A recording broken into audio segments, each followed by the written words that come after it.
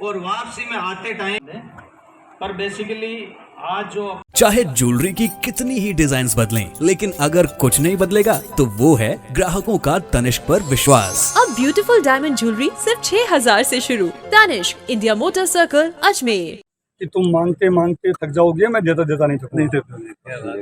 आज महाराणा प्रताप जयंती, उनकी जयंती को असली मनाने का जो आनंद है या एक मैसेज है पूरे देश में, बल्कि मैं तो कह सकता हूँ पूरे दुनिया में, महाराणा प्रताप के नाम से किसी भी सरकार ने आज तक इससे बड़ा सम्मान क्या हुआ है। उनके नाम से बोर्ड का गठन किया गया और महाराणा प्रताप बोर्ड के माध्यम से राजस्थान की जनता की सेवाएं करने का एक प्लेटफॉर्म दिया है। तो ये निश्चित रूप से भारतीय जनता पार्टी के लोग और भारतीय जनता पार्टी सिवाय बातें करने के अलावा कुछ नहीं करते हैं। बातें करने में उनको हम हरा भी नहीं सकते हैं, लेकिन ये सच है काम करने के मामले में वो हमें नहीं हरा सकते। हम जमीन पे काम करते हैं और वो हवाई बातें करते हैं। महाराणा प्रताप को सच्ची श्रद्धांजलि अगर देनी है तो राष्ट्रीय स्तर पर भी उनको बोर्ड बनाना चाहिए। महाराणा प्रताप के जीवन से अगर थोड़ा बहुत भी शिक्षा लेनी है तो उनके बताए रास्ते, जो मैंने अभी मेरे स्पीच में कि संविधान के अनुरूप महाराणा प्रताप का जीवन, तो ये जो करैक्टर है महाराणा प्रताप का। और इस छात्रावास में जो कि मेजर शैतान सिंह जी का भी बड़ा नाम है, उनके नाम से छात्रावास है और ये छात्रावास बहुत भव्य बने, बहुत सुंदर बने, इसके लिए हमारे जो सांसद है राज्यसभा से नीरज डांगी जी, उन्होंने 20 लाख रुपए देने की घोषणा की थी टेलीफोन पे बात करके पूरी पब्लिक के सामने।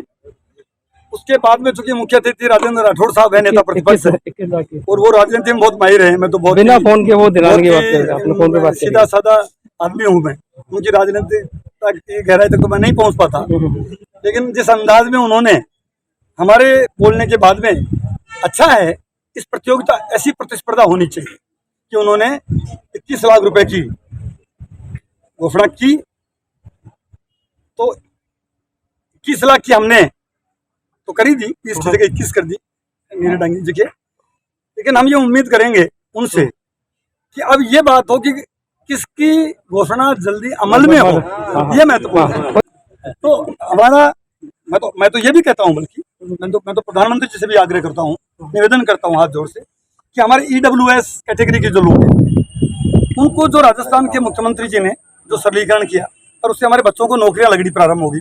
हमारे बच्चे बच्चियां इकोनॉमी वीकर सेक्शन में जो राजस्थान में काम हुआ है ऐसा पूरे देश में कहीं नहीं। मैं राठौड़ साहब के माध्यम से भी मुख्यमंत्री जी को, उनके जहाँ जहाँ भी सरकारें हैं उनको, प्रधानमंत्री जी को आग्रह करता हूँ कि वो अब कम से कम EWS के लिए तो कर दें।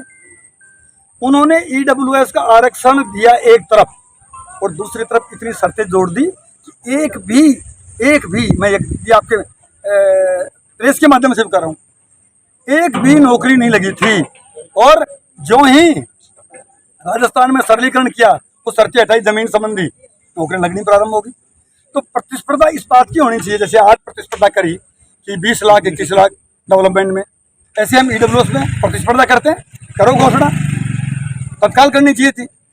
और जितने भी योजनाएं राजस्थान की सरकार ने अशोक गहलोत जी ने चलाई है, पेंशन हमने 1000 कर दी, वो भी 1000 और जोड़ दें, 2000 हो जाए, अच्छी बात है।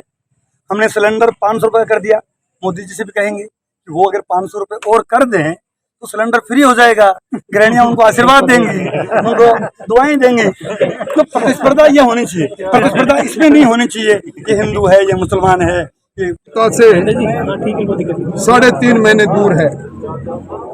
इन दिनों में अगर मैं सारे बोर्डों की गणना करने लग जाऊं तो आंकड़ा कई दर्जनों को पार कर जाएगा।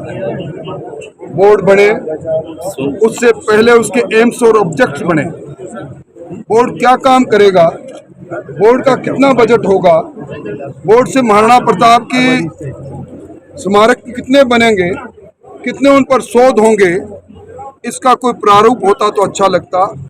बोर्ड में कौन अध्यक्ष होगा उसके टर्म रेफरेंस नहीं, पर फिर भी एक शुरुआत की है, इसलिए महाराणा प्रताप के नाम से उसके लिए तो मैं धन्यवाद दूंगा। पर मैं उम्मीद करता हूं कि अन्य दर्जनों बोर्डों की तरह बोर्ड नेपथ्य में नहीं चला जाएगा।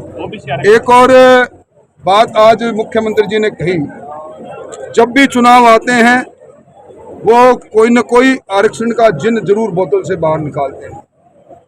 आज अचानक उनको याद आई कि जो ओबीसी का आरक्षण है, इस आरक्षण में बढ़ोतरी होनी चाहिए। SC ST के आरक्षण में भी उन्होंने जनसंख्या के अनुपात में आगे बढ़ोतरी की बात कही। मैं समझता हूं कि संविधान में आर्टिकल 340 में ओबीसी कमीशन बनाने का अधिकार राजस्थान को है, मैंडेटरी है, और उन्होंने बना रखा है।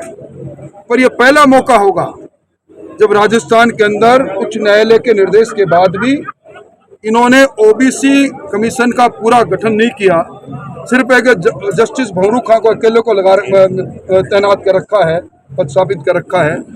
ओबीसी की एक बैठक नहीं, कमीशन की कोई रिकमेंडेशन नहीं, और सिर्फ क्योंकि अब उनको लगता है कि ये समाज, ओबीसी समाज कांग्रेस के खिलाफ खड़ा हो गया, तो इस प्रकार का सगुफा उन्होंने कह दिया।